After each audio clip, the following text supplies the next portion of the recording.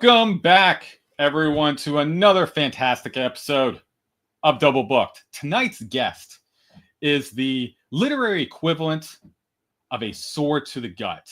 He's elegant, he's precise, and absolutely devastating. He's the grimdark architect behind ShadowBane, a debut that throws you into a blood-drenched world of demons, cults, and sibling loyalty that hurts more than betrayal. His prose are sharp, his characters are morally gray, and his fan base are questioning their own emotional stability. Please welcome the creator of the epic Descent in the Darkness, the one, the only, Cal Logan. How are you doing today, Cal? I'm great, man, and thanks for having me. That was one hell of an intro. Yeah, I worked hard on that for you, man. I worked hard on that one. That takes the cake, absolutely. That there's the bar right there. You can meet it. I think you can exceed it. I think you'll get there very quickly. Very quickly. Yeah, you just set the standard, man. Well, I really do appreciate you coming on and joining me for this chat. I really loved your book. I thought it was so much fun. I mentioned it before we got on the live, just how much I really like this book and how much I'm looking forward to your future works. But for those not familiar with your work, what's your elevator pitch for ShadowBane? So ShadowBane is a grimdark fantasy that follows two twins in a world that's based off of feudal Japan, who are mercenary demon hunters who are delivered a prophecy that is going to tear them apart. There's the 2-sentence pitch. No, it's perfect. Perfect. So let's jump into the fun stuff. I like to start at the beginning. What drew you to storytelling, and when did you realize writing heavy fantasy was something you needed to pursue seriously? So I've always been into writing ever since I was really little. I think like the first thing I remember writing for fun was I basically just rewrote the plot of the video game Chrono Trigger when I was like 6 years old. I've always enjoyed storytelling. I got into reading when I was really young, and I really started getting into fantasy with the Redwall series, which I discovered when I was like 9 or 10, mm-hmm. And I just always wrote for fun since then. The idea of writing a book didn't happen until I was about 17. That's when I wrote my first one, except that was like actually like a modern day like teen drama, and it was really bad. Just very self-indulgent and angsty, you know. Is that ever going to see the light of day? Hell no. That's my dumpster dumpster manuscript. Okay. I'm proud to say the stuff I write now is a lot less self-indulgent and a little less angsty. So, making progress. Just a little bit. Just a little bit. Yeah. A little bit. So Redwall, this is going to be, let me know how much we're going to get along during this conversation. What was your favorite Redwall book? Long Patrol. Long Patrol. That was a good one. I hear Probably the second or third one I picked up. The first one I picked up was Marl Fox, which is also one of my favorites. That one's really good. That one's easily, that one's one of my favorites. So I think I read Marl Fox forward to what was currently published at the time, and then I actually started reading in backwards chronological order because like Marl Fox was like my anchor point, But Long Patrol always stuck with me because just the crazy last stand. Like I'm a sucker for a good last stand, probably because of that book. Mm-hmm. But that was one of the first books I read where they legit killed off like half the main cast, and it was still like sad but like beautiful and heroic, and you still got a happy ending out of it, even though it had a really heavy cost, and that just always stuck with me. Yeah, I'm excited to get back into it. I haven't read them since I was young, but the first one that got me into was Martin the Warrior, and out of all my Redwall books, I still have that one. So that was one of the first books I bought as a kid, and I'm gonna end up going through and reading it again once my kids get a little bit older. So I want to experience it the first time again with them. So I'm waiting a few more years before I start traumatizing them with these stories. So it's a lot of fun. You can see them here over the shoulder, right in that corner next to the Aragon books. Mm-hmm. And same thing, I'm saving them for when I got little ones running around, and I'll probably take them to chronological order, start to finish. Mm-hmm. So we'll be starting with like the the earliest ones, Mm-hmm. like Legend of Luke and Mark the Warrior. Yeah, yeah, super fun ones. We have Marky Mark and the Funky Bunch showed up. How's it going, buddy? Hope you're having a good Friday. Hope it's not too hot on your neck of the woods. It's been horrendous here. It's been way too hot. And it's Where are you at again? I'm in Georgia. Oh my God, yeah. Yeah. I'm in Chicago, and it's brutal here, man.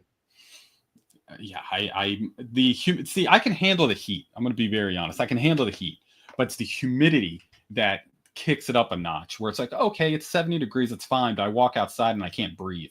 And then it's like, I try to be outside and do yard work. I'm like, I physically can't. I'm going to die. Yeah. We just had like this last weekend, it was like 100 degrees with the humidity. And we went to like a little like street festival concert. We were out there for 2 hours and we were like wiped out. Mark Wahlberg's always going to be Marky Mark. It's every time I see him, I just think of the Funky Bunch. It cracks me up. So when you were a little lad, was fantasy always your go-to genre? Because you read the Redwall. Was it always been fantasy, or did you kind of just go over the place?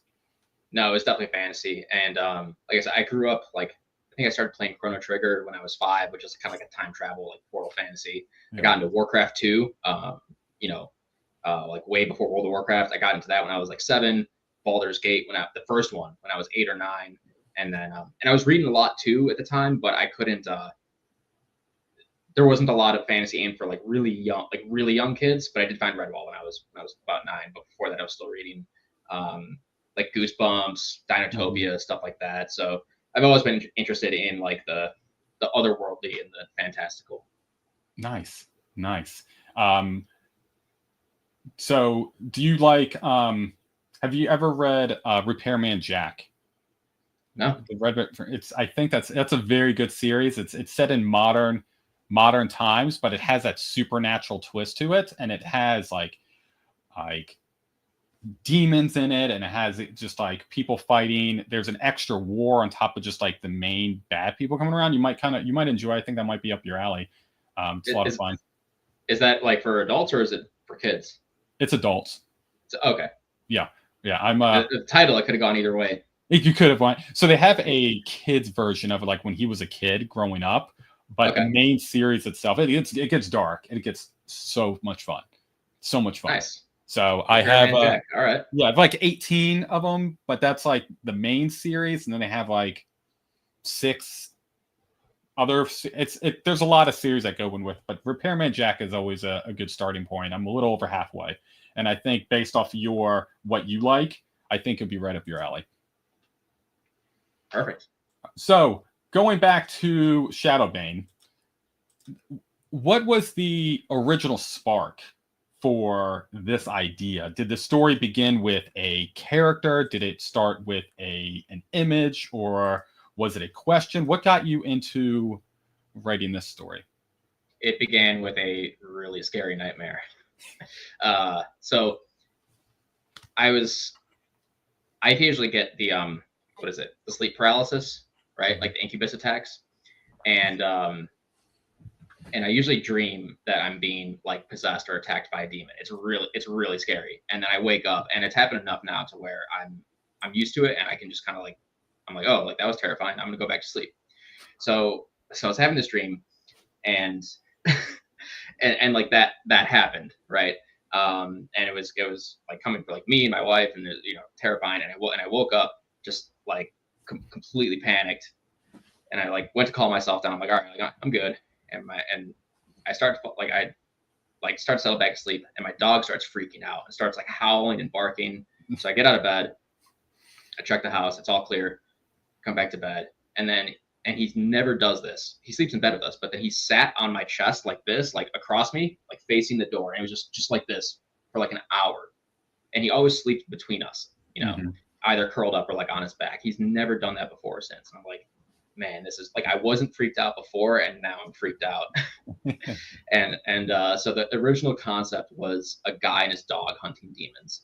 And then I wanted 2 characters who could play off each other. So the guy became twins, going down diverging paths, and the dog became Fang, Mm-hmm. a giant 800-pound Siberian tiger. The best character in your book, my favorite. Oh, he's totally the MVP. The best, the best. Wow, that's crazy. And you had that your whole life? More or less, yeah. I think the first time it happened, I was probably like a teenager, like 15, 16. It's like a pretty common phenomenon. It's usually characterized by like a really scary dream, and you're like trying to wake up but you can't. And what happens is like you're partially awake but you're still paralyzed. So part of your brain is conscious and you're awake enough to process like light and shapes. So people often report seeing like a dark, like shadowy figure in the corner where they feel like a crazy weight on top of them. And it's just because certain parts of your brain are awake and certain parts are still asleep. And so it's really terrifying. It's terrifying. All right, I got to make a point real quick. Mark, I bought this book originally just for the cover because it's that good. I know don't judge books by its cover, but I do it every single time. Look at that cover, man. Look at that cover. Like, it is so epic. Like, seriously, man. Just buy the book. I promise you, well worth it. He's making good points. It's amazing. It's amazing. It's probably like I'm behind the scenes. I'm making I want to do an award thing at the end of the year of best books I've read, best first books in for an indie author, like it's their first book, they get kind of nominated on my thing, and I'm trying to figure out how it works. This is 100% going to make it on there. It is so. Oh, thank you, man. So good. I really appreciate that. I'm glad you enjoyed it. It was amazing. So spend some money, and if you don't like it, Mark, let me know, and I'll Venmo you the money back for the book. I have that much faith that you will enjoy it. So, all right, back to me not gushing anymore about people buying the book. So let's jump into you. I want to get a little bit more into your style. So you had this dream, and then you started building on this idea a little bit. Were you going through and trying to then outline the book, trying to figure out every single beat of the story? Or did you go through and say, hey, this is kind of where I want to go, and then you kind of discover it on your own? How did that work? So with ideas, I usually try to flesh out a concept, themes, characters. So those are the first things that came to me. Like I kind of said with the twins, and it's going to be like some sort of destiny or something that they're following together at first, but that eventually they drive them apart. And then I knew that I needed to figure out the setting, because I was going to use the setting and the mythology to drive the world building. And I did not want to do any sort of Judeo-Christian demons or that archetype. I wanted to stay as far away from that as possible. One, usually because depictions of them the demons are not, they don't have solid form, like they don't walk around. They're just kind of more like malignant spirits. I needed something you could chop in half with a sword. And I also just wanted to explore a different culture and stuff in general. I've always been interested in feudal Japan, and the more I read about their mythology, the more I was like, oh, like this is it. There's thousands of different kinds of, they're called yokai, and that includes like demons, spirits, and stuff like that. Just a really fascinating culture in general, and their mythology is so hardcore that I knew it was like the perfect thing just to run with. And then once I had that base, then I started building up the smaller plot points from there. Awesome. So with you being an indie author, and you're working on the sequel, and then you're starting to build that idea for the prequel as well, based off of what you posted on X. How do you go through and find that time to balance writing with working and family, friends, your other interests and hobbies? How do you set up your time? It's hard, and I don't have too much of it. I'm a personal trainer by day, so I'm on my feet a lot, and it's physically, it's not manual labor, but it is still physically taxing, because you're loading and unloading weights and spotting people and stuff, and you just have to be really tapped in and engaged with people. So I don't get a lot of time in front of my computer. I just squeeze in writing sessions where I can. Sometimes it's like 20, 30 minutes. On Friday nights, I actually usually like to sit down with like a glass of whiskey and sit for like 4 or 5 hours, and that's my biggest writing session of the week. So I can usually get a lot done at that point. And so it's really not scheduled at all. Besides me trying to carve out time, and I just chip away at it as much as I can. And then I've read today, didn't you have a special spot? You wrote a bunch on your phone today? Yeah, I was waiting in line at the DMV trying to get my my license expires, and I have some travel plans coming up, so I needed the real ID, where you basically have to bring every document that you own to prove that you are who you are and you live where you live. So it's a nice about 2-hour wait, and the first hour of which was out in the Chicago 90-degree sun. Super fun. So I was just sitting there. I'm like, I'm not doing anything else. I'll just write. So I was sitting there, writing on like a blank document on my phone that I'll copy and paste, and I'll go over that a couple times, working it into the main story. That's awesome. I think that's I honestly I started laughing. I was like, that's the best way. It's like I need to focus. DMV. I'm gonna go through this while I'm waiting in line, just like let a story out, let out some anger and frustrations as I'm going through. Like I got the perfect theme and just like start rambling through. It's like I can only distract myself so much. I can only scroll so much. I'm just gonna be productive. I might as well. So funny. It's so funny. So when you're not writing or editing or sitting at the DMV, what's your favorite way to go through and recharge? So if I'm actually relaxing, I just like to watch movies and TV, hang out with my wife, my dog. We're also big music people, so it's not quite relaxing, but we go to a lot of concerts. To a big rock festival. We usually do at least one big festival a year, sometimes two, and then we'll go to a couple other, 4, 5, 6 shows throughout the year. And then, or sometimes more, but just really small stuff like, a local band we like is playing at a street festival, so we'll go and catch that. So a lot of that. And then it's not quite like relaxing, but a lot of my free time also ends up just being in the gym, because I'm still a competitive lifter, and that's just built into my daily, weekly routine. Oh, that's fun. So you go through and compete? Yeah, I compete in powerlifting, which is nice.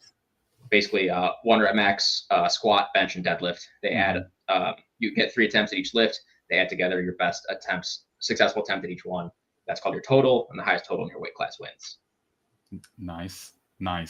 I did that a long time ago, like a completely different life. I did that like a long time ago. Not even close now. It's embarrassing, but yes, that's fun. That's fun. Awesome, that's man. cool stuff. Yeah. So movies and TV shows. What are you currently watching that is a gem? We just finished Severance, which I really enjoyed. But the last thing that completely blew me away that I couldn't shut up about was American Primeval. American Primeval. It's on Netflix. It was like a grimdark Western miniseries, 6 episodes. Why does It was Netflix's main show for about a month or two. It was directed by Peter Berg, who directed Lone Survivor. Stars Taylor Kitsch. And man, it was unbelievable. Just okay. I've seen this. I think it's on my I need to watch stuff. Okay, cool. And it has I need to bump that to the top of your list, dude. It is pure, unadulterated, brutal grimdark in the American West. All right. There's one scene in this show, and after you watch it, we can talk about it. I couldn't think about anything else but this scene for 2 weeks. It was it was one of the most deep cutting things I've ever seen. Well, all I know is I just clicked on images because I was like, oh, let me see how it looks. And literally a guy looks like his head was starting to get cut off. Yeah, they show you that shit. Yeah, looks like he's about to get it is. I'm going to stop. I know exactly what you're talking about. Spoiled. I don't want to be spoiled, but half his head was getting ripped off. So that's and it's not. The show is really violent, and that's not what makes it cool, right? That's one of the things I think with grimdark in general that people misunderstand is that grimdark is not the level of gore. You can have something that is completely blood spattered that is not at all grimdark. I think grimdark it's an attitude. It's a set of themes or a set of principles. The show it's brutal in ways that are more than just the violence. And I think that's kind of grimdark is physically and let's say emotionally or mentally harsh and brutal. All right. So on that note, I'm really curious. Are there any specific playlists or soundtracks that kind of help you get into the zone for those key scenes, those carnage scenes or those grief scenes? Do you have like a playlist that kind of gets you in that mindset, or can you just like turn those on and off as you're going through and writing? So I have one writing playlist that's about 100 songs long. So it's, wow, I don't know, like 7-8 hours. And that's what I listen to just start to finish. I don't skip around on it usually. I'll sometimes start later in the playlist if I want to hear the back end, but 90% of the time I just start at song number 1 and I just go straight through. And I've been listening to that one for years now. And so that's just what gets me into that mental state. And so I don't usually need specific tracks. Occasionally if something's completely stuck in my head, like sometimes a song will inspire a scene, then that goes on repeat for a solid 2 to 3 hours while I write that chapter. Wow. Do you listen to just instrumental music, or do you go through and listen to ones with lyrical in there as well? So it starts off at like the most mainstream, which includes lyrics, just, good hard rock, metal stuff that I like. Mm-hmm. Dabblings of like some folk and kind of more industrial stuff on there. And it gets progressively more experimental, and then it goes straight movie soundtracks and video game soundtracks. So the last 40 songs or so are all instrumental. Nice. That's cool. You ever planning on sharing that with your... No, that's all you? No, that's just for yours? me. That's just yours? Yeah. I know people do it. I know it's a big thing now. I'm not going to hate on it. Like, it's cool that people want to share more kind of their creative process with their audience and stuff like that. I don't really want to do that. Also, like, I'm a huge metalhead, and there's some really like crazy weird shit on there, and I just don't want to scare people. like the book is deranged enough, and so I feel like I don't need to add to the experience. I think I think it can stand on its own. I get that. I personally enjoy it. I like to go through and kind of see. I like reading the same time I'm listening to the music, because it's like it helps me kind of get into this zone as the author was when they were writing the story. We got another author, the great Tim. Hey, Tim. Tim's the man. What's up, man? And then Mark wants to know, do you listen to Sleep Token? I am the only person on the planet who's like, they're pretty good. I don't love them, but I like a couple songs. I'm completely like dead center on them, because people, usually love them or hate them. So, secret time for the few of us that are on here. I've never listened to one song by Sleep Token, and I'm kind of sticking my feet in the ground because I keep seeing people talking about them. Like, I'm just not going to. You guys are not going to force me to listen to this band. I'm going to wait until you guys stop talking about them, and then I'll jump in and check them out. At some point, you're going to cave to the pressure, and you're going to have to join one of the two camps. What do you like to listen to, by the way? Yeah, so I'm in a like indie country kind of mood lately. Okay. So that's kind of been my route. Before that, it was rock, 80s rock specifically, for a little while. I keep changing it up every few months. I'm like, I'm going to completely change genres I listen to and just try to find new stuff. So right now it's... Are you really varied with your choice? Yeah. Okay. I'm all over the place. It's the same thing with reading. It's like, I get in a mood and I'm like, I'm just going to stick with this for a little while. And then I'm like, I'm not reading this anymore. And then I go to something else. So it's the same thing. I just like good stuff. So who knows what'll be the next thing I go through and listen to. There was a while I was just listening to instrumental for like 6 months, just nothing else. So there's some really good stuff. If you go down that rabbit hole on Spotify, check out, I think the song is called Echoes by God is an Astronaut. That's one of the ones on my writing playlist. You get, maybe I'll drop like one song per interview, and then the people who really want to know, they can piece it together. I'm going to start building it. I'm going to start actively watching each one and just commenting and going. You got to figure out the order too. It's instrumental, so it's on the back half. That's all the tips you get. Awesome. This is going to be song in the 6-hour mark. That's where I'm going to go through and put it, and then kind of build my way back up from I there. think you're probably about right. You're correct. Plus or minus 15 minutes for sure. I'm pretty good at guessing. I'm a pretty good guesser. So funny. I know this song. I feel like I've heard it before, so I'm going to go through and listen to it. I don't want to get kicked off the internet, so I'll check it out later. Yeah.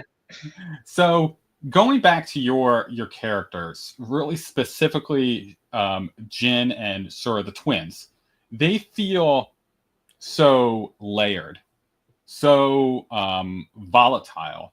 How much do you know about these characters going in? Do you follow an outline, or do you go rogue and kind of let the characters kind of tell you their own ways? I'm really curious because they feel really grounded. Thanks, man. It's great. That's a great question. So I'm really good at figuring out, like I said, kind of like my beginning ingredients. Like these are the characters, concepts, kind of what I want to work with. And I generally know like a couple major plot points and the ending. I almost always know the ending before I start writing. Mm-hmm. What happens in between? I don't know, man. Like you tell me. Oh, sorry, my dog's barking. So that's the stuff I really have to discover right. So I've kind of realized that I write in layers. Like the first draft, Jin was borderline irredeemable, and Shora was like a pretty nice person, and like didn't do anything remotely questionable. And I was like, this isn't working. So I needed to give them. I need to pull them both a little bit more towards the gray area, because the whole idea is, one will rise, one will fall. Like, who's it going to be? Like, which person is going to go which way? And so I just kept adding more and more dimensions, exploring the backstory a little more, and it's stuff that I can't really just think of. Like, what's your main character's favorite food? Like, I don't know, right? Like, what's your main character's backstory? I don't know. Like, I'll put them in a bad situation, and I'll figure out a way that how they might react to this, and then I'll try to like think of a way, a thing that's maybe happened to them in the past that made them see the situation in a certain way that made them react the way they did.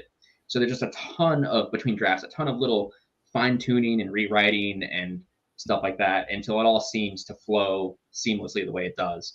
But that's because I go over stuff, 4 or 5, 6 times, just trying to add layers and enrich things with different aspects of their personality until it just feels right.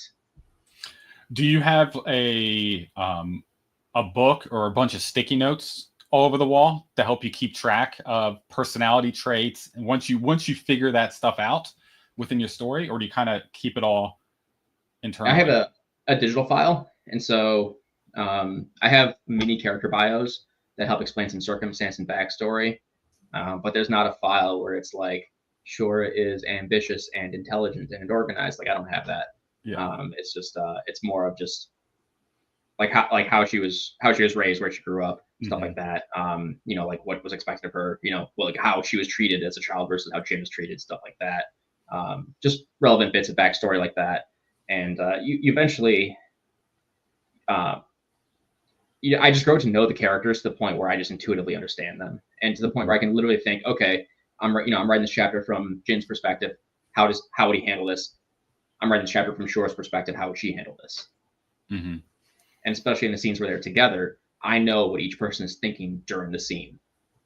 Does that make sense? Yep. So when you're writing your scenes, do you go through and think, all right, I'm going to write chronological order the first way through and then jump in and do the edits? Or are you I have a scene in my head, I'm feeling I really need to write this one, and go through and just jump around and kind of split it all together in the editing? I try to write chronologically. Yeah. One exception is, sometimes I'll be watching a movie or something, having a few drinks, enjoying myself, and I just start thinking about my story, and I hit some weird epiphany or something, and I'm like, okay, grab the laptop, just jot down some notes, and sometimes the notes turn into part of a scene or a couple lines of dialogue, some kind of exchange, and that'll sit until I get there. So if I have like a crazy lightning bolt of inspiration, I'll take care of that right away. But day-to-day writing, I just write in chronological order. How do you know when your story's done? Do you go by gut? Do you send it out to people like through beta readers and kind of get their perspective, or do you said you have major plots in the ending, but endings can kind of sway. It depends on when you actually stop. How do you make that decision? So I do use beta readers, and I take it to the point where I'm like, okay, if I had to publish this now without feedback, this is what I would publish, and then I send it to betas. I act on their feedback, and then I send it to my editor. So I do use a professional editor as well. So I get kind of 2 rounds of external feedback on top of my 4 or 5 rounds of very, very critical self feedback. What has been the most challenging part of bringing ShadowBane to life, and what's been the most rewarding for you? Can I say the marketing process, or does it have to be about the writing? Nope. That's usually the most popular answer. Is the marketing. Yeah. I feel comfortable with the writing. There's obviously, it has its own challenges, but I'm confident in my ability to tell a good story, and the marketing is what I'm new at, and I don't have like a game plan for that yet. I'm still trying to figure that out. So that's definitely the more challenging part. And there's a second part to your question. Yeah. So challenging. What's been the most rewarding? So you said story for rewarding, and challenging is the marketing. Yeah. Well, I think the marketing itself is also rewarding because that's when people end up reading it. But getting those first initial reviews that where I realized, okay, to see it really resonate with people, that was probably the most rewarding thing. Just to finally get it out there. Like, the first book just felt like such a crazy sense of anticipation, and now to have it out there just feels really great. And it is really cool to see people connecting with it. So do you have a marketing plan for book 2 and your potential prequel as well? Are you starting to think through that idea yet, or kind of going to wait until you finish the book and then figure out the marketing stuff later on? Yeah, I gotta this is just the way my brain works. I can't multitask to save my life. I'm really good if I just latch onto something and just put my head down and go after it. So that's what I'm doing with the sequel. And then I'll have to turn that same level of focus and drive onto the marketing. Like, I think I just did not do a lot of, I just didn't know where to focus my effort with the first release. So now that I have that under my belt, I think I know where to better distribute my effort. Like, I did a ton of editorial reviews and stuff like that, but I don't think I got enough ARC readers, and I literally just did not make enough noise on social media. And more I'm realizing that it doesn't really matter what Kirkus thinks. Like, you're better off just getting into the hands of more people who are actually interested in what you have to say. Mm-hmm. Nice. I'm excited. Do you have an idea on when the second book may be coming out? It'll be next year. It'll be next year? Yeah. I had thought maybe I could get it out this year, and I realized I was putting so much pressure on myself that it was actually making the writing suck because I was trying to just get it done. And I was like, okay, let's make it good instead, like the first one, and not worry about when it gets done. The first one took about 2.5 years. Wow. Is that 2.5 years from the idea of your dog laying on your chest going, oh, okay, I have this idea, a guy and his dog go on demon hunt adventures? Or was it the starting writing, like starting your first draft, 2.5 years? Pretty much the same. I think I started drafting it about 2 weeks after. Okay. Idea. So it's pretty much the same time. Okay. Yeah. I've spoken with people, and they like had ideas like, oh, I sat on this idea for a year plus before I actually was like, okay, I'm actually gonna write this story. But you were like, oh, I'm going with this. Yeah, I was done with my first book, that not the one I wrote in high school, but I had a different book, and that I was agented at the time, so that went on submission. And my agent told me, he's like, okay, write me something else, not a sequel. Give me a standalone, because right now fictional houses, the big five, they want standalones because it's less risk. So I wrote, what eventually became ShadowBane, and it was 200,000 words, and that was start to finish what actually will now be the entire trilogy. And then he left the industry. So it was a mess. It was a first draft, right? Mm-hmm. And there were a lot of pacing issues. This entire second book is basically maybe 2 paragraphs from what I first drafted. He left the industry, and I decided to self-publish. And the first half of that initial first draft eventually became ShadowBane. Oh, wow. Wow. So you really know where this whole story is going. So you really have a vision of the whole, not just book 2, but the whole.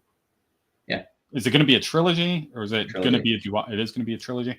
Yeah. So yeah, like the last like chapter of the last book is already written. I'm gonna, I'll touch it up, but that's, I know exactly where it's going. Like I said, I always know where the story's gonna end. I usually just don't know what's gonna happen in the middle, and sometimes there's a lot more story in the middle than I thought. Like for example, so Grand Duke Saito, right? Mm-hmm. He was not a character at all in the first draft of that story. Oh, he just didn't. Yeah, neither did I think Hiroyuki existed. I can't remember. But the whole like political intrigue at on the at the home court was just not a thing. And I was like, especially when I had time to, when it was going to be more books and I didn't have to be a standalone. I was like, this is too clean. Like, when are people ever just completely united against against anything? Yep. Like it happened once during World War II, basically, and that was it. No, I love it, man. No, I'm a huge fan of the political side of stories, like really a big fan of it. And so I'm really glad that was added in, and it wasn't just like, all right, we're all on the same page. Cool. Let's go do this and high five and go on our merry way. So that's how it initially was. And like, that just didn't feel right. So that's why I put in Grand Duke Saito. And the second book is going to focus heavily on that. Essentially, we're going to war, except not everyone wants to go to war.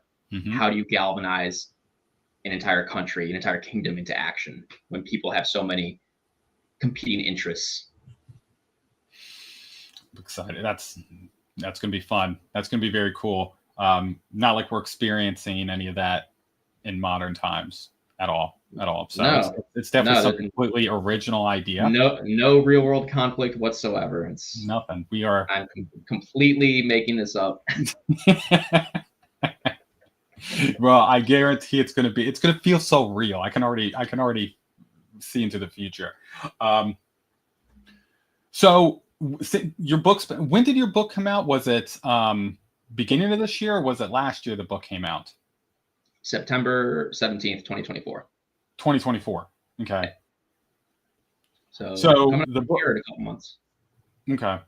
So since the book's been out, has anyone interpreted a character or a theme in a way that you didn't expect?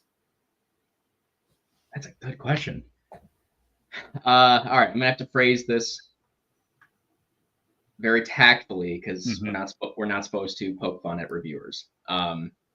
There was I'm actually impressed with how many people really appreciated like the depth of the characters and really grasped it. But there was someone who was basically like, and it was kind of funny because he didn't dislike the book. He gave it 4 stars, but he basically gave a rant where he's like, "This is one giant bloodbath. There's barely any characters, but who cares? It's awesome." And that was the tone of the review. He's like, "Is it written in an overly profound way? No. Is it like, does it kick ass? Yes."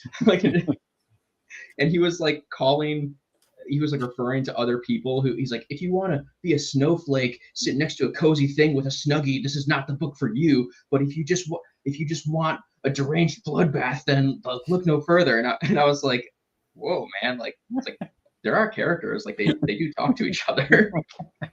Like, he just completely latched onto the violence, and it seems like it seemed like he skipped the chapters where the characters are just talking to each other. And like, he liked it, and I'm glad he did. It's just it was hilarious how much he glommed on to just the brutal combat, and didn't seem to nothing else seemed to stay with him. I find it so funny. So it's like I could picture this guy going through, and it's like too much talking, violence, yes, intensity, and it's like talking again. It's like boring. Oh man, that's so funny. Yeah, and it wasn't even a bad review, but I was just like, man, I was like, you really just honed in on the most like surface level aspect of it, which it's fun. Like, I enjoy writing the fight scenes. There's a reason I put as many as I did into the book. But I still think at its core, it is a story about Shura and Jin and their relationship. You know, that's the heart of the story, and without that, the fights wouldn't matter.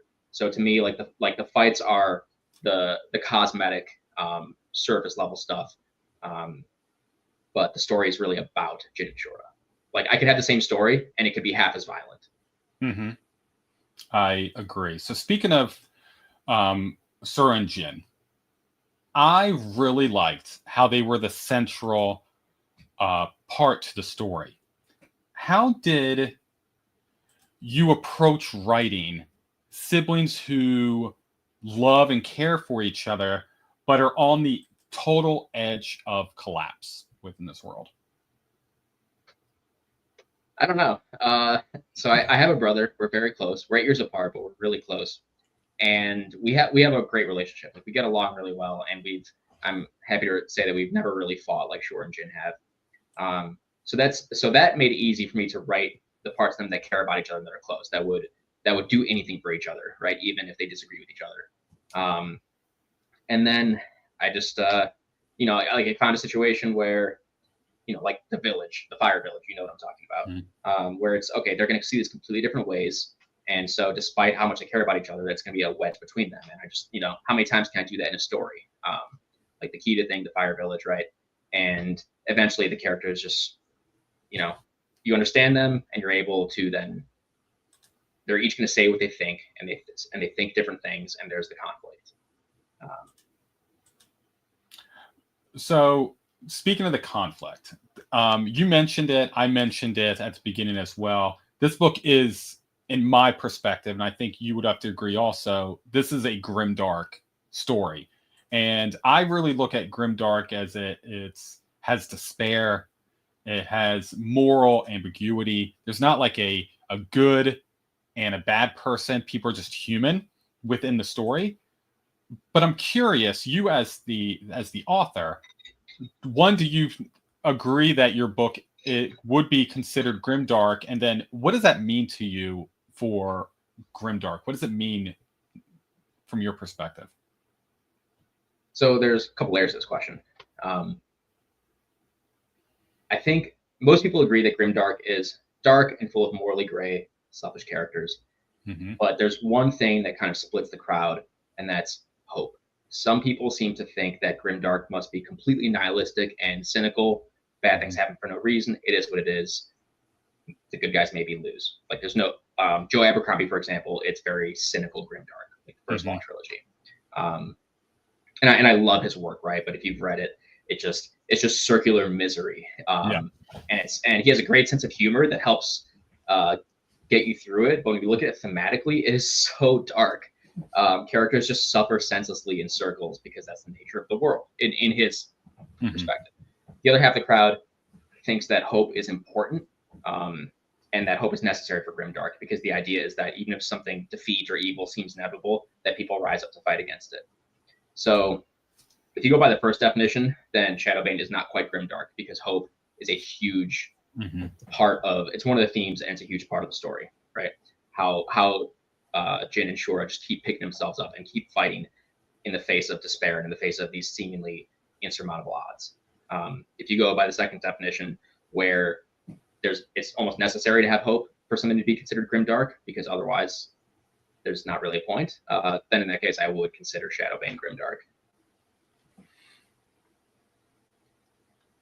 So when I was writing it, sorry, go ahead. No, what were we saying? When I was writing it, I almost thought maybe it's not dark enough. Perfect segue. You read in my mind. Is there a line you won't cross when it comes to writing grimdark? Is there a line going, hey, I'm going to go dark, but I will not go farther than this? Or is it kind of an open field? No, the story's the story. And I think different things are appropriate for different stories. So in this one, pretty much nothing is off limits. In another story, like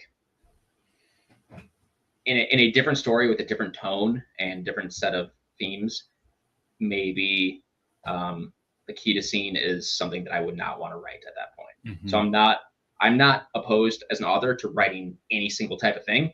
It really just matters about the story, the characters, and what I'm trying to say. Okay, that's good to know.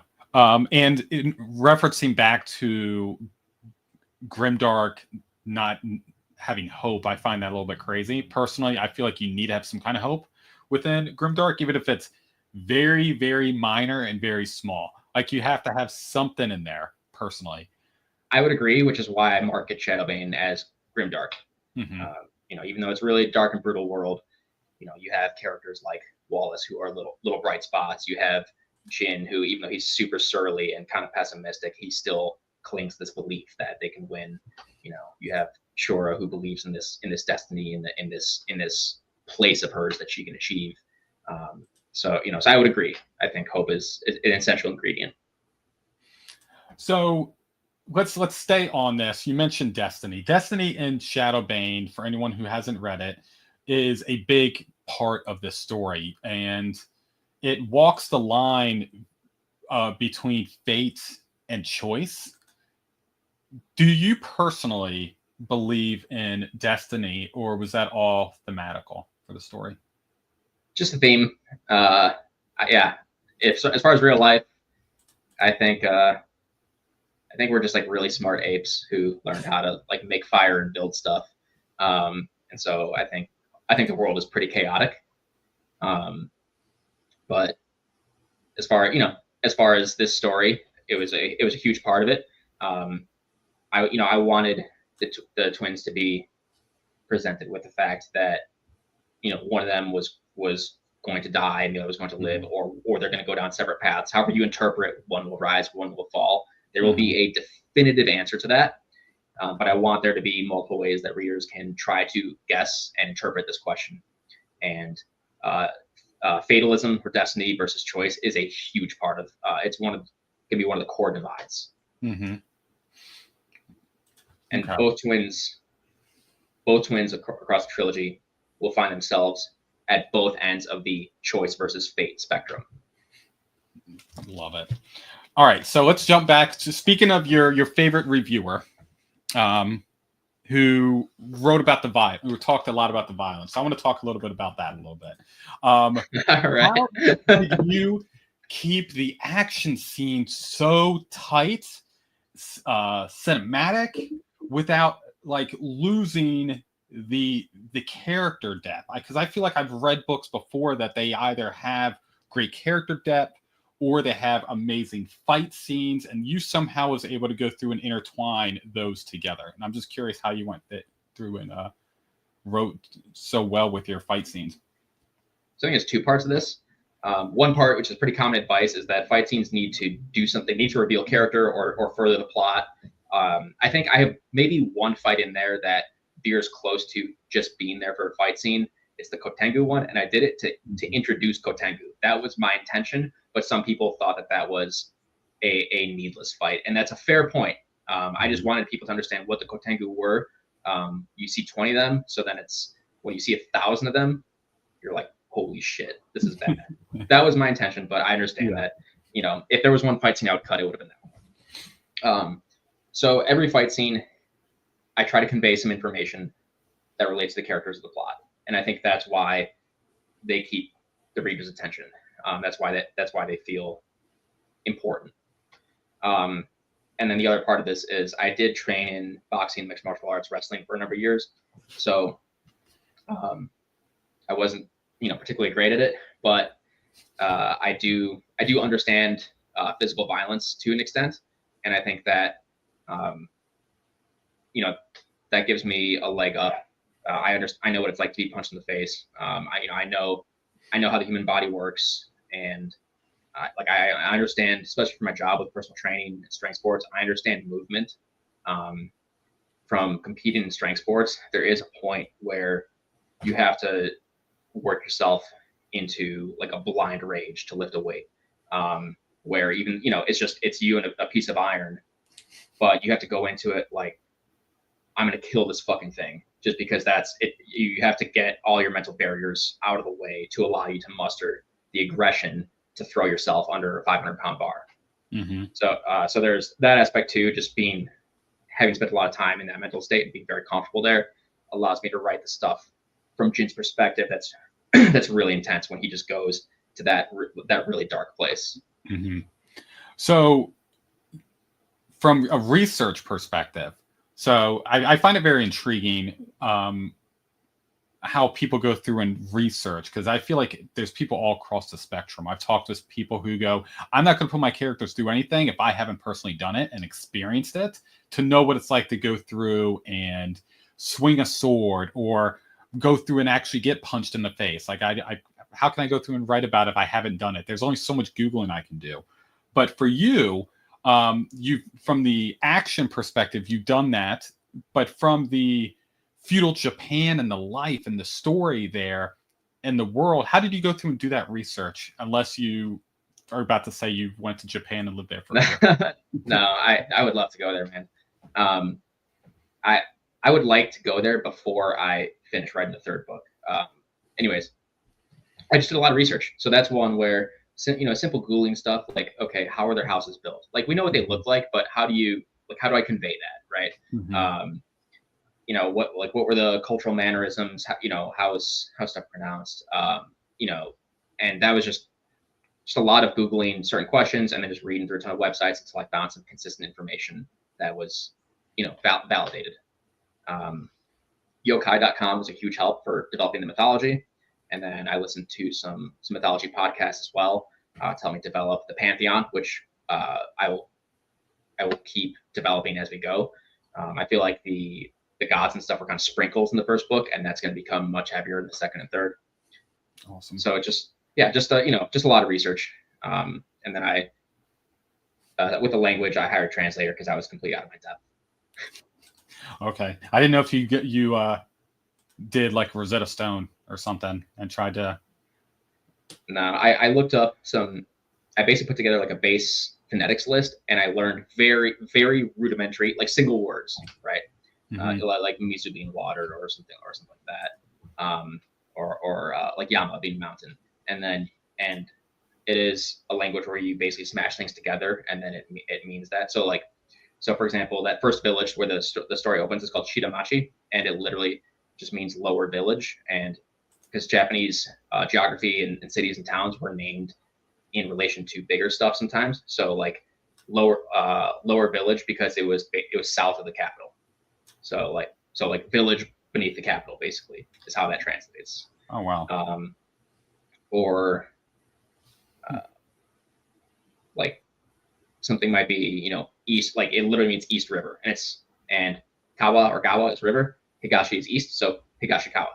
And then I call it the Higashikawa River, so English speakers know that that's what I'm talking about. So it's actually called like East River. Oh, but East River. You have to straddle the line between making it authentic and accessible, and that's what I tried to do.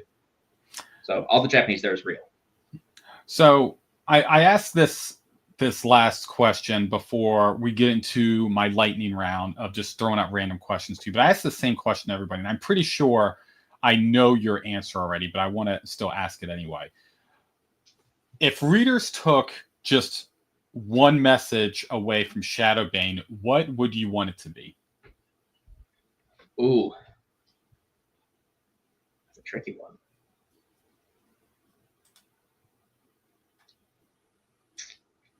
See, I don't think I honestly did not go into the story with a message that I wanted to portray. There were questions I wanted to ask and themes that I wanted to examine, but I did not go into it with a moral or a message. Does that make sense? Yeah. I guess one of the major questions that the series will play with is the cost of ambition. Mm-hmm. And so maybe like one of the questions that I hope people come away with is like, is what I want worth the cost? Just in our day-to-day lives. Mm-hmm. And I think that's a question that a lot of people, myself included, have grappled with. Like there's a point where sometimes I'm very driven, and sometimes I push myself so hard on something it begins to negatively affect my mental health, and I have to slow down and back off because all of a sudden I look around and I'm like, I'm not actually enjoying my day to day. Like I need to recalibrate, and and that happens like once or twice a year, and it's and that's like the cost of like pushing too hard on something. So I think that's a good question that a lot of people probably ask themselves, from time to time. I ask that question to myself probably on a monthly basis. So yes, I love that. Is my ambition worth the cost? So yeah, I think that's. I get it, man. Like you hustle. Like you're cranking out videos left and right. You're reading a lot. Like it's it's real work, and at least it's something good. But it costs something. It's difficult. Everything I feel like we do there's time. You're separate. You're choosing what time you want to go through and spend your time doing. So yes, yeah. I'm always going through and like, okay, is this worth my time to go through and do? So yeah. All right. Are you ready for the lightning round? Now this is no thinking, just answer. Now there are going to be some trick questions on here that I'm going to assume you're going to need to think, but let's do our best to just knock them out as quickly as possible. All right. Let's go. You ready? All right. Who do you like more, Shura or Jin? Jin. Favorite fantasy book that everyone sleeps on? I don't know that much underground stuff. Hang on. Sword of Kaigen? I don't know. That's still super popular. Okay. I've not read it, so I will take that. I will take that. So sidebar. I heard that is fantastic. And someone explained, I can't remember who I was speaking with, was explaining it to me that I think like the middle of the book or the 2/3 of the way through the book, it's a big old fight scene and it's probably the best ever. And then the last of the book, it's like what happened afterward, which I think is amazing. That does not happen in stories. Yeah, it's a very unique plot structure, and the falling action is just complete emotional processing of the insanity that they went through in the middle part of the book. It's genius. So it's on my list. I feel like I can't ebook this one. I'm gonna have to go through and physically buy the Sword of Kaigen and physically sit and read it. So that's what I'm waiting on. So I'm waiting on the next time I can go through and buy books when I'm allowed to. All right, let's jump back into lightning round. All right. Yep. Paperback, hardback, or digital copy? What do you prefer to read? I prefer hardcovers. Prefer hardcovers. Okay. Yeah, I have a lot of paperbacks on my shelf, but if I have a choice, I like hardcovers. One word to describe ShadowBane. Brutal. What is your favorite trope? Asshole with a good heart. So Jin. Jin. What is your least favorite trope?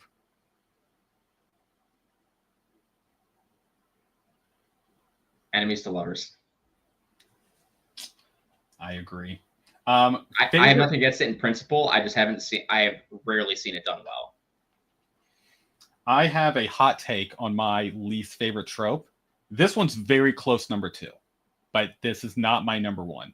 I'll tell you in just a minute. Let's go through this next one. I'm curious on the next one. Favorite villain of all time. Oh, it's so good. And it doesn't have to be books. It doesn't have to be books. It could be anything. Might be. God, dude, there's so many good ones here. And I know I'm supposed to be fast. I don't know. Sephiroth from Final Fantasy VII comes to mind. Okay. Just because you get one of the most brutal deaths of all time in fiction. But yeah, we'll go unless I have a lot of, or Artemis and Trary from The Legend of Drizzt. Okay. Last two. One book you wish you'd written. Anything by Joe Abercrombie. All right. And then this is my favorite one. I ask every single person this question. If your book could have a theme song, what would it be? Oh, man. This one's also tough because each character, I feel like, has their own. And I'm so into music that, like, man. So this is something like I could write an essay about, and it's really hard for me to do one word.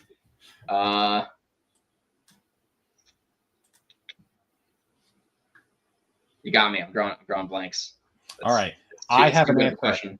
I have an answer to this one for you because I wrote it down because there was a song that I was like, what would be the song? Because I try to go through and think for every book I read, like, what's the theme song? This one, for the whole book, it is Way Down We Go by Kaleo. Okay. And I feel like that hits the beat for me for this book. Because at first I was like, I need a hard rock, like crazy intense, but that's not the whole book. The whole book, okay. If you're talking to your buddy who reviewed it, then yes, it needs to be a hardcore, like going nuts. But I felt like this one, it goes to the beat. It just, I don't know, it escalates. It's worked for me. So, that's what I'm thinking. That's not a bad call. I like your train of thought on that. So, and that's the thing is like parts of it are fueled by absolute just berserker insanity, right? Like here, I'll throw out a recommendation, and this is not on my writing list, but one of the songs that went through a recent fight scene that I was writing to. It's actually a shorter fight scene. It's called Cowards by a band called American Head Charge, and it is pedal to the metal insanity. And there's one line from it that actually, from the song, from the lyrics, that made it into the fight scene, right? Oh, cool. Yeah, and but then also, like, I don't know, like when I'm writing Jin and Aiko, they're like, it could be like a really like tender ballad, so because he really loves her. So it's I don't know like one song that would encapsulate everything that I'm trying to convey with the story, and especially these two characters, because they are very different. And so I feel like each character would almost need like their own, like each character's story might need its own track or its own song. I could see that.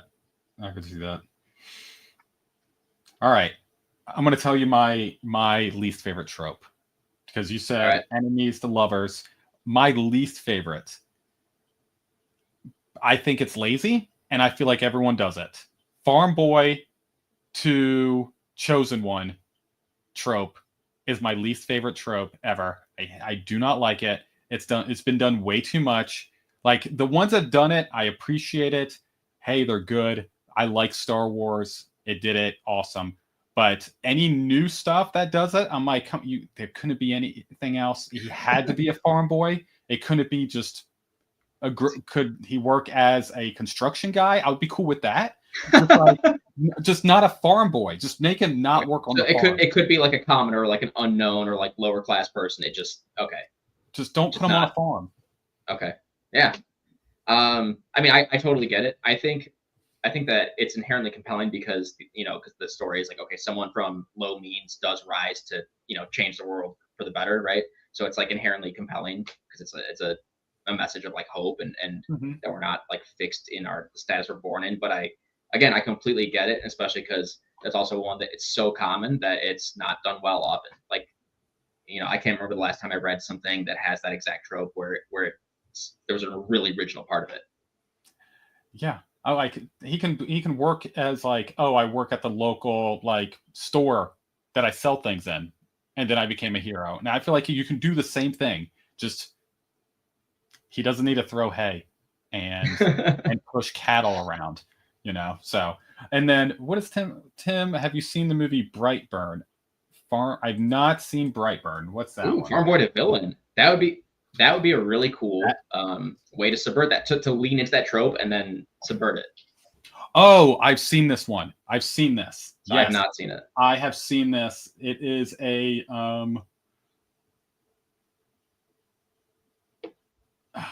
it is, I don't know. I don't think I'm spoiling anything, but it's like a dark Superman kind of thing. So a couple find a baby, years later realize he's actually adopted a monster.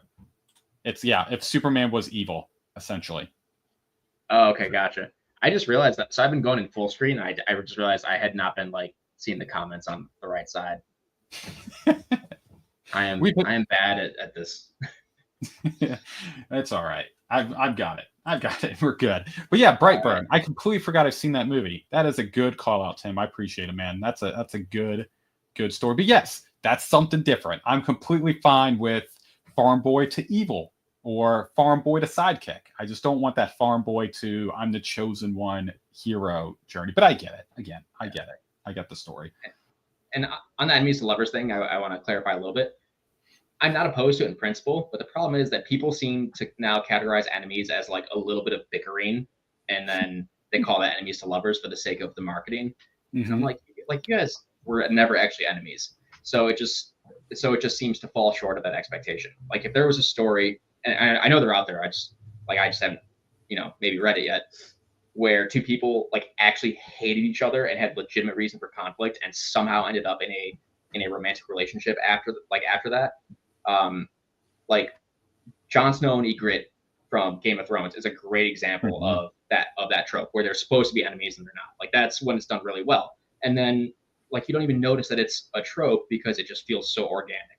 So I have nothing against it in principle, but I just feel like that's one of the latest big trends that people are chasing just to have in their story because it is snappy and marketable, and they often don't really do the thing that they're saying they do. What they're advertising. Right.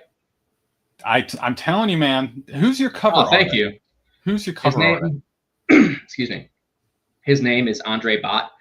He is credited on the back cover, so you definitely look him up. It's ANDREI BAT.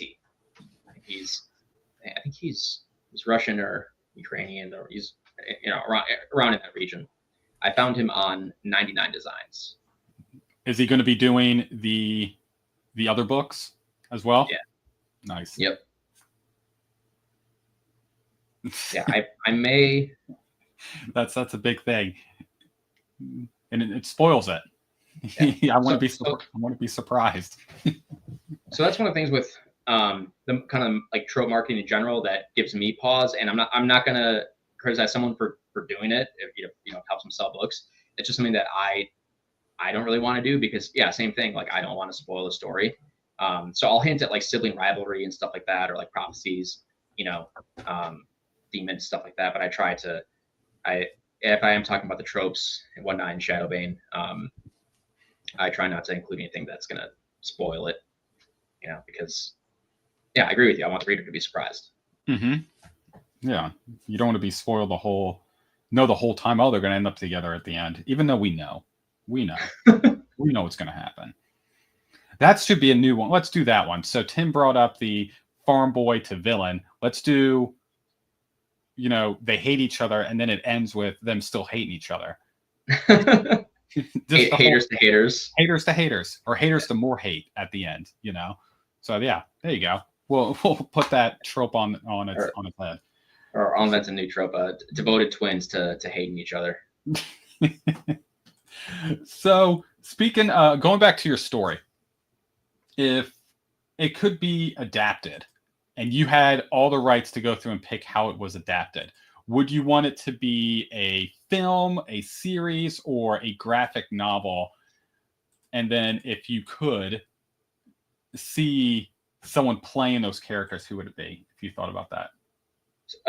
So I think it would want to be a series because there is so much just small character changes that I think it would be something that plays out better over 10, 50-minute episodes instead of a single 2-hour film.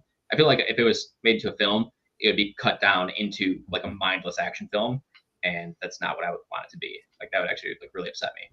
I would want it to still stay as character driven as it is. As far as casting, I don't know who I would want to play Jin. Like the closest I could come is like that actor maybe from Seven Samurai. I think he's dead now, but he plays one of the main characters. 1954.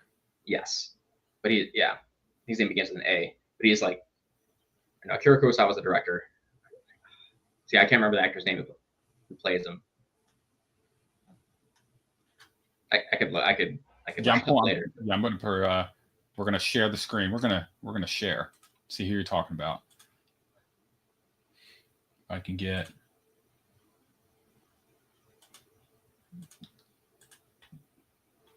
There we go. All right, who are we talking about? Toshiro Mifune. This guy. So if you look at Yeah. So if you look at him in Seven Samurai, he's a pretty intimidating guy. Yeah,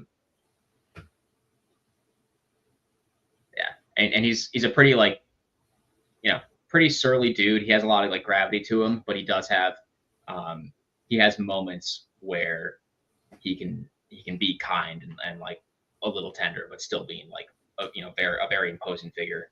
I think good balance for Jin. Basically, Jin needs to be like someone who's like 6'5", 6'6", and and like massive, but then also have moments where where he can be like soft spoken and like quiet.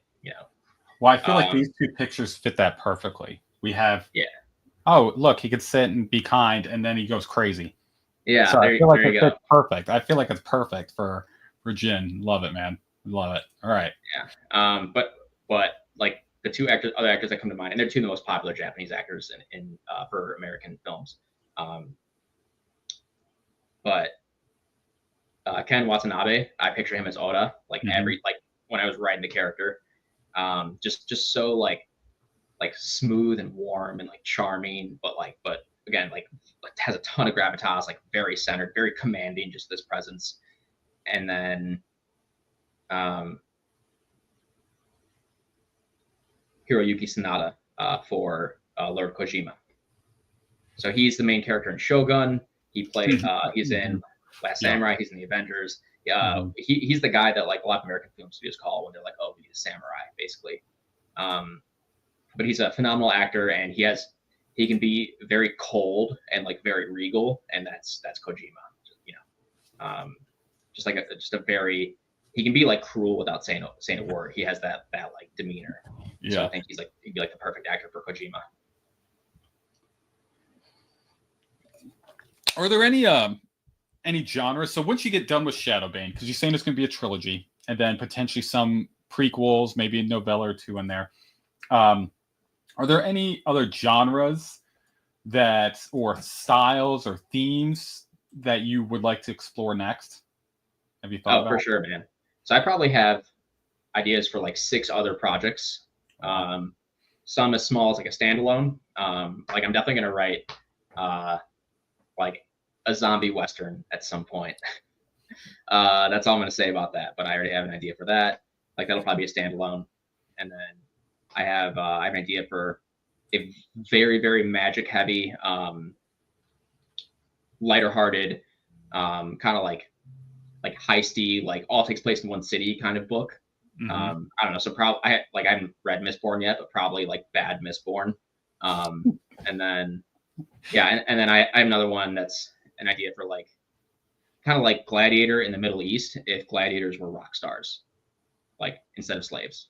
So like imagine like if there are multiple like leagues or like arenas and people are trying to fight their way to work their way up for like fame and stardom, because it's like the best way to become rich in this society. And like what like a real like sport fighting culture would be like, if that makes sense. Yeah. So there are the celebrities. So people go through instead of being an influencer now, it's like, oh no, I'm going to be a gladiator and work my way up there and be the gladiator guy. That's cool. I like that. I really like that idea. Yeah. And that's when we'd be like, again, like what's the cost of chasing fame? Like what what is like when you pursue this thing to the point of obsession, like what do you get if you fail? And what do you get if you actually win? Like what then? Like what if you get everything you ever want and it's not enough? So those are like some questions for that project. But I think that could be a fun one for like very stylized different types of fight scenes and stuff like that. And that's another one where like I could get to explore like a different type of culture, like a North African or Middle Eastern type of culture, which would require a lot of research again. But so is that kind of where you really have a lot of passion with, is exploring and really experiencing other cultures and then writing your stories? Is that kind of going to be the underlying theme of all your stories of, hey, we're going to check out a new culture? The stories are going to be different, but it's like we're not staying in the normal generic American type cultures. For some projects, like I think 2 or 3 of my ideas are probably based off of like, let's say, conventional fantasy of just like medieval Europe, right, or Mhm. thereabouts. Yeah, actually, I for sure have like the very magic heavy one, like that I called Bad Mistborn would be a pretty like normal typical fantasy culture, but just still like magic heavy, but more or less like European, in terms of its like aesthetic and the people's attitudes and norms. I have one that's I have an idea for a like Roman England, like when the Romans were conquering the Celts and the Gauls. So still like European, but a little earlier time period. And then I have one that's kind of modeled off of like Renaissance Italy, like Okay. 1500s. Yeah. That's cool. So I don't mind exploring more familiar fantasy settings. Like I said, it really is just like the story. Like I would not like, all right, so I'm half Colombian. Like I think like I enjoy and am proud of that part of my heritage, but I would never be like, oh, I want to write a story that explores Colombian culture, right? Like I need the idea first, and like the story and the idea is everything, and from there I'll build what I need to build. So if I have an idea that takes place in or has like a root in Latin American culture, then I'll do that. But I'm not gonna force it just for the sake of exploring another culture. Okay, that's cool. I really like the Renaissance Italy location. I think that's going to be very cool because you can definitely build up on that, like the world building and the visualizations, what this world can go through and look like. I think that's going to be very cool. I like that. Thanks, man. I'm gonna tangle with religion on that one too. So that's either where things really take off for me or where I just burn myself down. So with all these ideas and with ShadowBane, and what does success look like for you? What is success? And it could be personally, it could be professionally, but what does it mean to be successful for you? I'm cutting deep, man. It's funny, like two very close friends of mine have asked me the same question when we were way too drunk. I'll say if I can get to the point where I am able to write full time and provide a good income for my family, I will be more than happy. I don't need to make it onto like greats of all time list or anything like that. Although that'd be pretty cool, but in today's day and age, it's just we're so overwhelmed with just content, people, and stuff. I think you'd have to just be absolutely head and shoulders above other stuff and reach like a level of like I don't think there's going to be another even like Brandon Sanderson or Joe Abercrombie. Like I think even that generation of authors who are that prolific, it's probably not going to happen anymore. Just because it's become more accessible than ever. In the same way that like there's not like the last like really big everybody goes to see it movie was Barbie. And before that it was Endgame. There's not been a huge cultural phenomenon in like movies either. So I don't think that that like one's level of like fame or like becoming a household name really matters in terms of success. I think it's just if I can get the stories that I want to get out there that resonates with enough people to where I can stop waking up at 5 a.m. every day and training people, and if it feeds my family and gives us a certain level of like comfort, then I'm happy. So for people who for some reason are still on the edge of like, hey, do I want to buy this book or do I not? What reader do you think will resonate most with this story? I think people who really want to explore a deep character-driven story that is very layered and nuanced and is at times messy, who have a high like gore and brutality tolerance. That's like the perfect story. I still stand by that it's a character-driven story. It's just a very violent character-driven story, and I use the violence as a way to show how these characters sacrifice and how far they're willing to go to pursue what they want. We have a new buddy. Lucas is here, and I can't agree more. Lucas, I cannot agree. Again, I bought this without even reading the back, just by the cover, and I was like, "This cover's sick." You didn't read the back? I didn't read any of it. I saw the cover and I said, "I'm buying this." So that's awesome. And then I ended up reading it. I'm like, this is fantastic. I'm glad I didn't waste my money. So no, it was strictly on the cover. So here's a few covers. I have a few that I have no idea what they're about, but I'm like, the covers look so sick. So I bought them just for that. I respect that. You shoot from the hip. That's great. I overthink on every aspect of my life, but not when it comes to buying books. All right, we're buying this one. We're good to go. So, yeah. It's all about having a good cover artist. All right. So we talked about those people who have not read the book.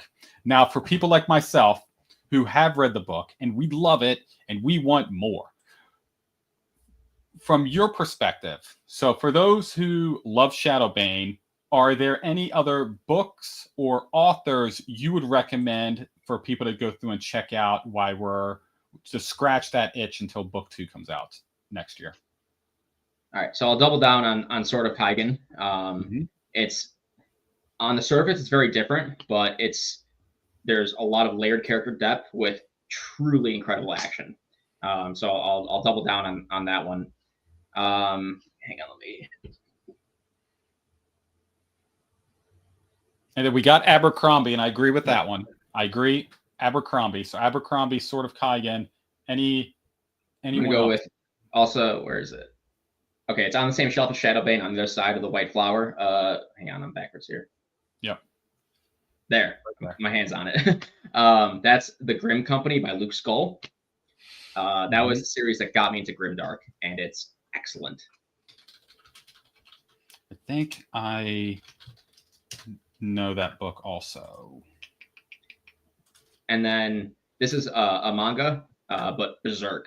That was. And this is embarrassing because I really struggle to read comics and manga, and I don't process information well that way. So I've not read Berserk, but I've watched it and I read about Berserk enough to feel like I can call it an influence.